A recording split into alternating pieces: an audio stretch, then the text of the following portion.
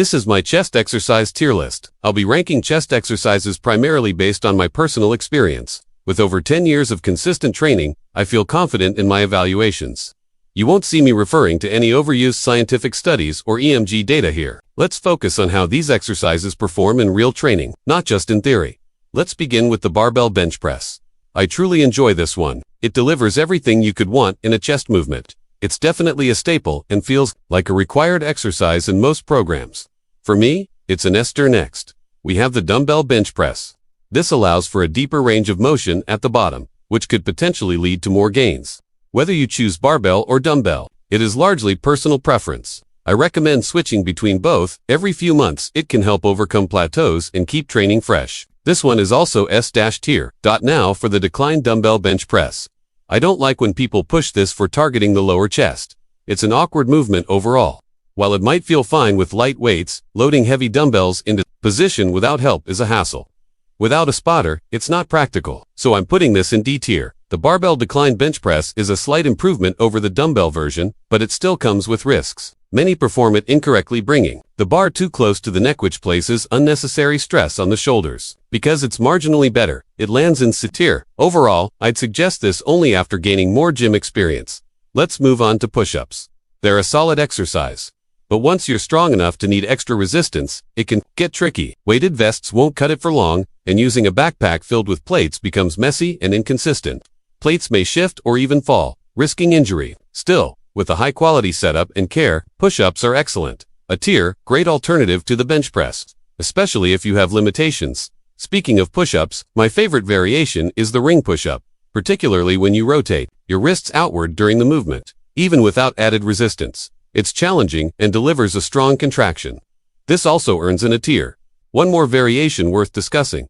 The medicine ball push-up. I wouldn't recommend it. The instability forces you to focus on balance instead of training intensity. Unstable training like this does little for muscle growth. Think Basu ball squats or push-ups. Skip them. Straight into the science-based tier. Back to exercises worth doing. The incline bench press, both barbell and dumbbells, another essential. It builds the upper chest well and complements your regular bench work. Like the flat bench, this belongs in S tier. We haven't covered isolation exercises yet, so let's touch on the two most common ones. First up, the dumbbell fly. Personally, I'm not a huge fan, but that's more a personal preference. It's still an effective isolation movement. For me, it goes in B tier. Now, cableflies. These offer constant tension and a great stretch, which is why I prefer them over dumbbell flies. Easily S tier for me. Next is the landmine press. It's actually one of my favorites. Still, I recognize it's not ideal for everyone. I always use both hands, and I find the kneeling version more effective than standing. Also, it's easy to shift the focus to shoulders if you're not careful. It's a better fit for intermediate lifters, so I'll place it in B tier. Let's talk about the pec deck. This machine often attracts beginners because it's easy to use, but it's not the most efficient. It's not terrible, but you're better off prioritizing compound exercises. This lands in C tier. Here's another trendy movement, the squeeze press. You've probably seen it blow up online. It looks flashy but offers minimal benefit. It's one of those exercises that looks cool on social media, but isn't effective in practice. Straight into the science-based tier. Now, for dips. Dips are solid and very effective.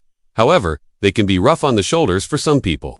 And if you're very strong, managing multiple plates can become awkward. Still, if that's your problem, it's a good one to have. Dips go in the A tier. Next up, the dumbbell pullover. Opinions vary. Some say it's great, others think it's useless. I see it more as a light accessory exercise. It's unique in that it helps expand the rib cage, which might interest some people. While not amazing, that feature alone makes it C tier. Let's talk about the chest press machine. It's a straightforward and effective tool.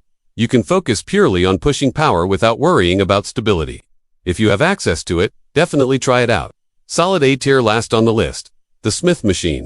Thanks to its stability, it allows you to really focus on pushing. It feels a lot like the chest press. However, the fixed bar path may cause shoulder discomfort for some. Personally, I don't love it, so I'll place it in B tier. So, that's my full chest exercise tier list. Do you agree with my rankings? What would you change? And are there any exercises you think I missed?